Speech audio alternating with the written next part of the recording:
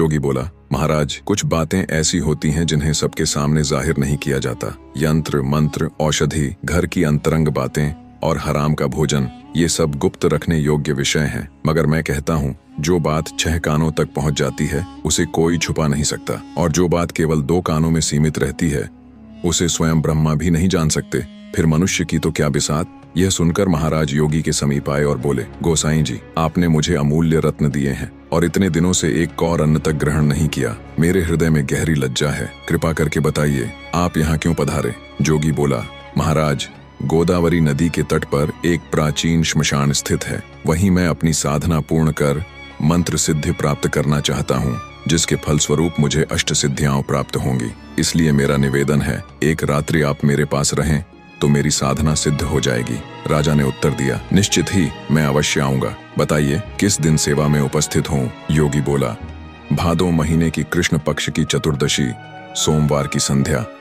उस दिन तुम अकेले हथियार बांधकर मेरे पास आना। राजा ने बिना विलंब किए वचन दे दिया। योगी ने उन्हें प्रणाम किया और साधना सामग्री लेकर मरकट पर जा बैठा। समय रेत के कणों की भांति बहता गया और वह दिन भी आ पहुंचा जब महाराज को योगी के पास जाना था। राजा ने कमर में तलवार कस ली और संध्या होते ही अकेले योगी के समीप जा पहुंचे। योगी ने राजा को देखते ही कहा, आइए राजन, यहाँ आकर विराजिए। महाराज विक्रम वहीं बैठ गए, पर बैठते ही उन्हें अजीब अनुभूतियां होने लगीं।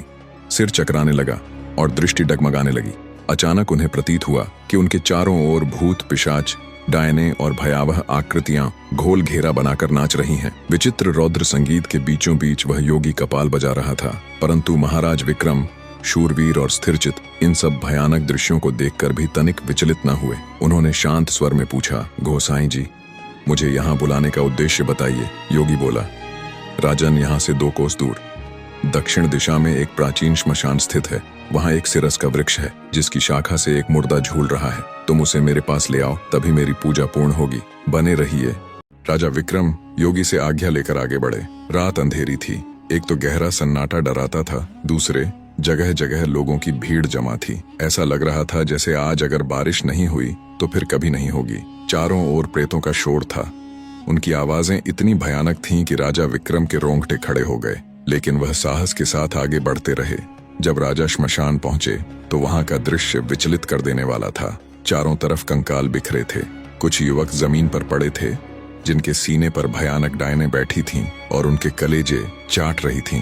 कहीं हाथियों की चिंगाड़ सुनाई दे रही थी, कहीं औरतों की चीखें गूंज रही थीं। पूरा दृश्य रहस्यमय और डरावना था। राजा ने जब एक पेड़ की ओर देखा तो देखा कि उसकी जड़ों से आग निकल रही थी। पेड़ का तना जल रहा था और आसपास लोग चिल्ला रहे थे, मारो, पकड़ो, जाने न पाए। राजा थोड़े घबराए, लेकिन मन में सोचा, हो ना हो, यह वही योगी है जिसके बारे में देवताओं ने संकेत दिया था।